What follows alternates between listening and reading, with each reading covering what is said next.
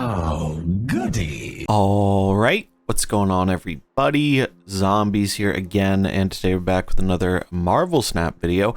So in this one, we are back with Infinite Decks of the Week, this time for the first week of the Guardians Greatest Hits season. I always love doing this series because we get to see some really creative stuff the community has come up with to make their way to Infinite.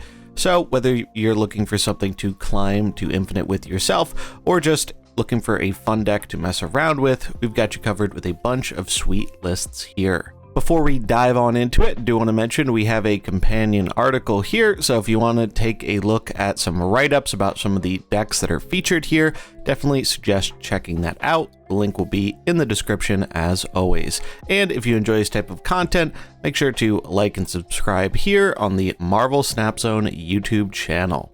The first list we have here comes from Shade Says, who brewed a really neat version of a Nebula Doomwave deck. This one featuring a kind of forgotten about card, Jessica Jones, who has always been really good with Storm. And we have a neat little combo here with Goose. So if you go with Wave going into the final turn, unless your opponent has a She-Hulk or a Death, they're not going to be able to play into your Goose lane. So that's a pretty nice lockdown. Also, we can get around this with our own She-Hulk or using our Dr. Doom to get a 5-power thing in the Goose lane, which is pretty big for cards that, you know, can only be 3 or less cost getting played there normally. Safety Blade, fellow Marvel Snap Zone content creator here, took this one to Infinite. I've seen quite a few other people have a lot of success and take this there as well. Seems to be just a really solid deck and kind of shows how good lane control can be now that we have a really nice payoff in Nebula. Next up here, we have the new deck that has been taking the meta by storm, and that is the Zabu Hawk Stature deck. The Savage Lands may long be behind us, as is pre-nerf Zabu, but he is still putting up a fight for the best deck in the game, and this one is looking really promising right now. It's gotten very popular in the last few days. I kind of view this as a pretty peak mid-range deck. We just have ways to interact with our opponent while also proactively doing good stuff. So we're disrupting them with Korg and Rock Slide, making a big Darkhawk off of it. Jeff helps us a little bit against the lane locking stuff, as does Polaris to move stuff around. Polaris has been really nice, especially against Nebula, pulling out an opposing Nebula. And you also, don't have the Nebula grow that turn, since the lane she gets pulled into is where you played a card that turn. So I found that to be very effective. Zabu, we have a critical mass of 4-drops in this deck. Getting Zabu on curve into a 4-drop on 3 is just absolutely huge and often results in you taking a snap, because it's just such a powerful tempo swing, getting to go 4-drop into 4-drop. And Black Bolt, he's seeing kind of his leech arc right now. This was a card that was heavily memed on in the beta. It was one of the worst pull 3 cards in the game. It got buffed back in beta from a 5/7 to a 5/8. And now his day has finally come, now that there's a bit of a payoff with Stature, only costing 1 if the opponent discarded a card. Black Bolt is actually putting up one of the highest win rates in the game right now, which is pretty insane. I don't think anyone saw this coming. I know when Stature came out, I was thinking that she was a great card, but we need a little bit more support for her to truly shine. Turns out that's not the case. Turns out we just need a little bit of a meta shift, and Black Bolt is actually just good enough. Also, sometimes he actually does rip a good card from the opponent's hand, because a lot of decks with cheap things will be playing those cheap things in the early game. So I've had countless times where I've discarded a Shang-Chi, I've discarded an Enchantress, I've discarded a Devil Dino, pretty good cards to discard. So Black Bolt really rising up through the ranks, and it's pretty cool to see. So this is, I think, public enemy number 1 right now. You can also play this deck without Nebula. Nebula is obviously very good, but I do think one of the cool things about Nebula is, even though she's good, you don't necessarily need her in every list she's in. You could get by with this list, and I bet you'd perform very well just putting an Iceman in that Nebula spot. So if you're looking for a little bit more budget version of this, you could try that. Miles also kind of making a first grand appearance here in a meta list, outside of the Mimi Cerebro 5s that pop up from time to time. Miles, you know, with Jeff and Polaris moving stuff around, it's pretty easy to make Miles cost 1. And a 1/5 is pretty good, especially when it doesn't die to Killmonger. We also have Interaction, Shang-Chi, and Enchantress. Like, this deck just kind of does it all. And I think it's going to get even scarier with the addition of Iron Lad next week. So you'll want to keep an eye on this one. I've also seen some people start to tech for the mirror, and I experimented with this a little bit myself, finding space for Colleen and Swarm in this deck. Because in the mirror match, you can get their Black Bolt to discard your Swarm, so you can kind of go off a little bit harder than they can on the final turn. Maybe it's a meme, but it felt pretty decent when I was testing with it. So if you're seeing a lot of this deck and you're playing this deck, might be worth trying to do some mirror match tech shenanigans. We can see Coco4 here, another great content creator for Snap, got to Infinite with this deck. A lot of people have got to Infinite with this deck. This is one I used on my climb from the 80s to the 90s. It's just a really nice deck. The big thing to know about this one, though, is you want to be careful with priority going into the final turn, because not having priority makes your tech cards like Enchantress and Shang-Chi better, and not even just the final turn, but going into turn 5, if your opponent's Black Bolt goes off first and they have a Stature, your Black Bolt is very likely to discard their Stature, which can matter a lot because that is a huge amount of power you're taking away from the opponent being able to play on the final turn. But yeah, if you're looking for a solid deck to grind Infinite with, this seems like the one to choose right now. Next up, we have the ever-present Sera Control. So Sera Control benefited quite a bit from the Enchantress buff last week, and it continues to be a very strong deck that people like playing and having success with. So we can see here, Kylix and Morpheus both got to pretty early Infinite with this list. Seems very solid. I do miss Jeff a little bit. I think Jeff is better than Polaris if you have it sometimes, but Polaris is still a really good inclusion in this deck. I just like the extra boost that it gives to Angela, and I like being able to get into locations that are sometimes hard for Sera Control to access. However, Scarlet Witch usually pretty good about dealing with those as well, so definitely not a necessity. I think the Hitmonkey lists are the way to go here. Hitmonkey gives you kind of a needed burst that I think the deck lacks otherwise if you aren't getting a big swing off of your Shang or Enchantress, or maybe you just don't draw the big tech card you need in a given game, which happens sometimes. Being able to just kind of go wide while making a big Hitmonkey sometimes is just enough to get the job done anyways. So I think Sera, great choice right now, especially with all the Nebula around, can be a great way to swing a game unexpectedly on the final turn. So if you like Sera, this is probably the way I'd be going with it. Next up, we have something a little spicy here from Jirez in the Marvel Snap Zone Discord, and this is a Shuri list Shuri deck. So, you know, the thing about this is we have kind of a decent amount of overlap with the Stature deck. I do think that one's a little bit better positioned, but we're basically just playing a good pile of cards here. Good stats for the cost, getting value out of Sauron. I do wonder if it is worth trying to mess around with Shuri in a list like this again. I think the downside with Shuri is it's very telegraphed now.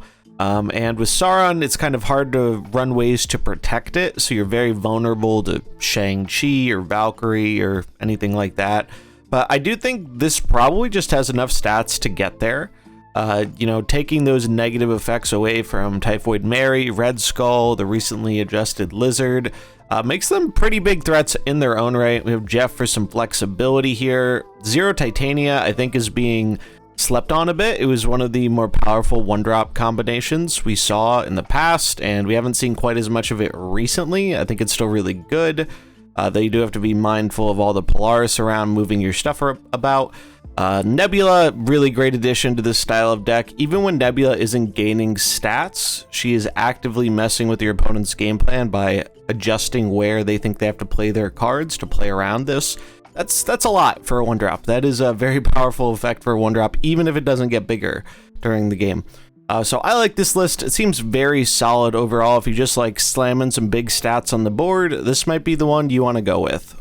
Another great choice for climbing this month, and one that I think is slightly underrated, is Discard. So Discard actually got a pretty big boost with Nebula.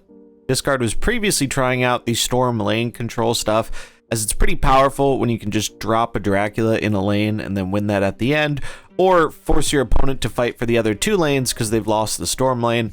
So I was never really a huge discard person, but I decided to pick this list up just before hitting rank 90 on day 2, and it flew through. I was shocked at how well this did. You do lean on MODOK pretty heavily in this build. I found most of the times I was getting like a blowout win. It was because I drew MODOK and had him on turn 5.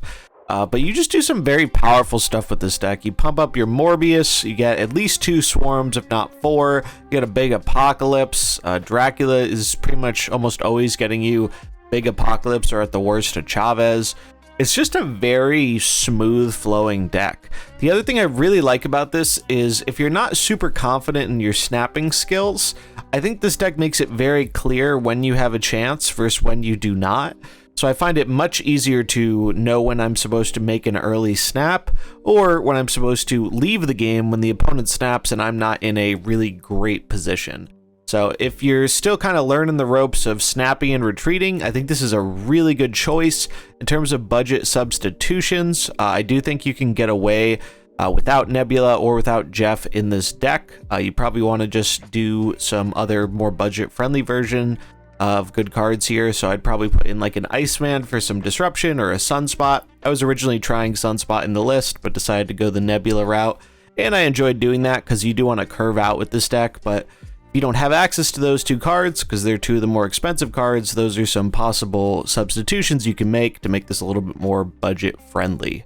And to close it out, we've got a few spicy lists here. First one coming from Concerned Mom, getting Infinite with a Thanos Galactus deck. So this is something we saw popping up a little while ago, and then it kind of seemed to fade into obscurity, but seems like it's coming back. And I do think if you're looking for something a bit different to do with Thanos and or Galactus, this might be the deck for you. It definitely takes a bit of learning and getting the hang of. It's not as straightforward as your typical Thanos or Galactus decks, but it seems to be very effective, as it was able to carry him to a day 5 Infinite. He has mentioned that there are some possible subs you can make here. Lizard could definitely be a lot of other 2-drops, and sometimes Electro can be a bit of a hindrance with the stones, so it could be worth considering Psylocke in that spot as well. But I do think the rest of the list seems very, very core and powerful. Basically, you have access to your whole Galactus plan, but if Galactus isn't going to work out or you don't draw it, you can kind of win through tempoing out with the stones and using your lane control elements like Spider-Man and Professor X to close down one lane, so you can just slam a bunch of power in another one and close out the game. So really neat list, and super cool to see it have success this early on into the season.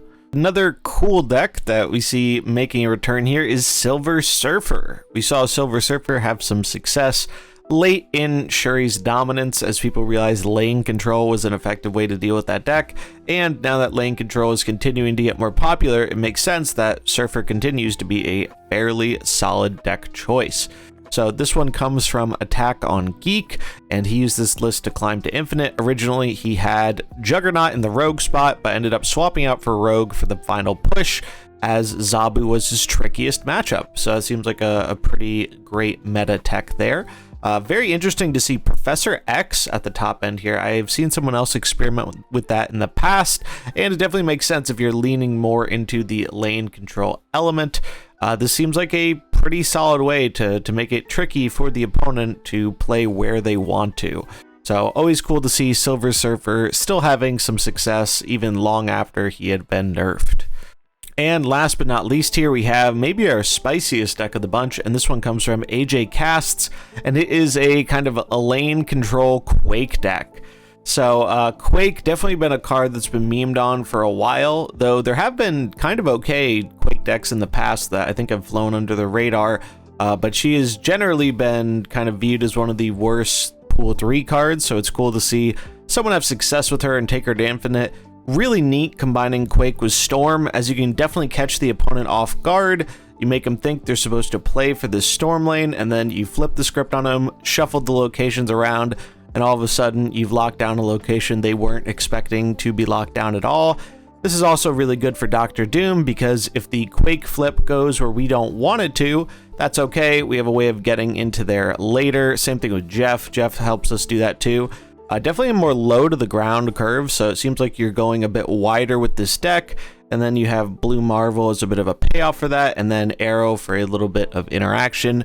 Cool seeing Arrow still make an appearance, even though she's not as popular as she used to be post-nerf. But definitely seems like a sweet deck and one that I am definitely interested in trying out. And that is going to wrap it up for our Infinite Decks of the Week for the first week of the Guardians of the Galaxy season.